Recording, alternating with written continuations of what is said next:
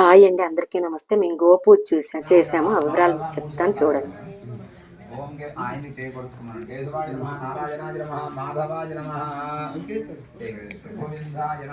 గోవుని గో మహాలక్ష్మి, గోమాత అని మన భారతదేశంలో ఎంతో చక్కగా వర్ణిస్తారండి. గోవుని గురించి, గోవుని ఏ విధంగా వర్ణిస్తారో మీకు చెప్తాను చూడండి.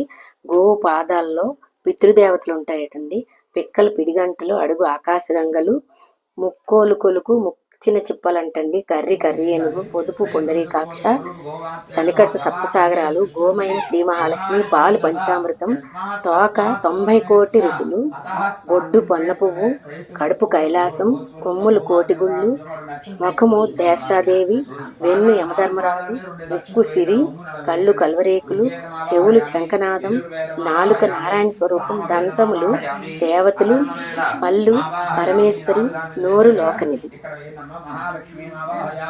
స్థాపయామి పూజయామి పొట్ట మీద అటు ఇటు వేయండి. సప్తసాగర పూర్వక సర్వదేవతాన్ని ఆవాహయామి. స్థాపయామి పూజ అక్కడి నుంచి 2 అక్షరాలు ముఖం మీద పడినట్టు దూరం నుంచి దగ్గరికి వెళ్ళదండి.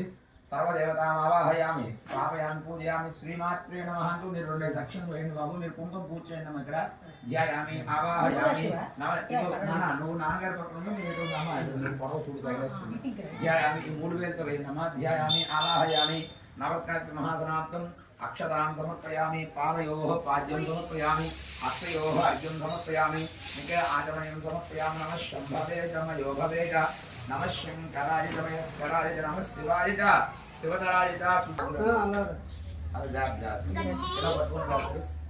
అలా చేయవేయండమ్మా. అలా వేయండి. వస్త్రయజ్ఞం సమర్పయామి. ఒక పుష్పం పెట్టండి. చుట్టూ వాసామలాం జ్యేష్ఠాలక్ష్మీనాశయామ్యం. దివ్య శ్రీ చందనం సమర్పయామి. లక్ష్యం తీసుకోండి.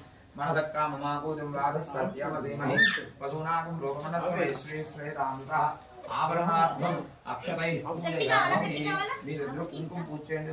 వికృత్యే నమః, విద్యాయే నమః, సర్వభూత సత్ప్రదాయే నమః, శ్రద్ధాయే నమః, విభూత్యే నమః, సురభ్యే నమః, పరమాత్మికాయే నమః, వాతే నమః, పద్మలయాయే నమః, పద్మాయే నమః, శ్రీయే నమః. చూశారు కదండి, ఈ విధంగా గోవులో సకల దేవతలు కొలువై ఉంటారు. అంతటి పవిత్రమైనది గోమాత.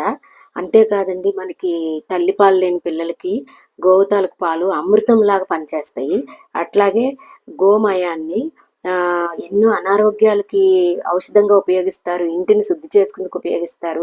ఇప్పుడంటే మనకి ఇంటి ముందు సీసీ రోడ్లు వచ్చాయి. ఒకప్పుడు గోవు పేడతోటే చక్కగా ఇంటి ముందు నీళ్ళు జల్లి ముగ్గు వేసుకునేవారు. దానివల్ల ఎన్నో సూక్ష్మక్రిముల బారి నుండి మనకి గడప దాటికి లోపలికి రావట. అంత పవిత్రమైనట్టు గోపూజను ప్రతి ఒక్కరూ చేయండి.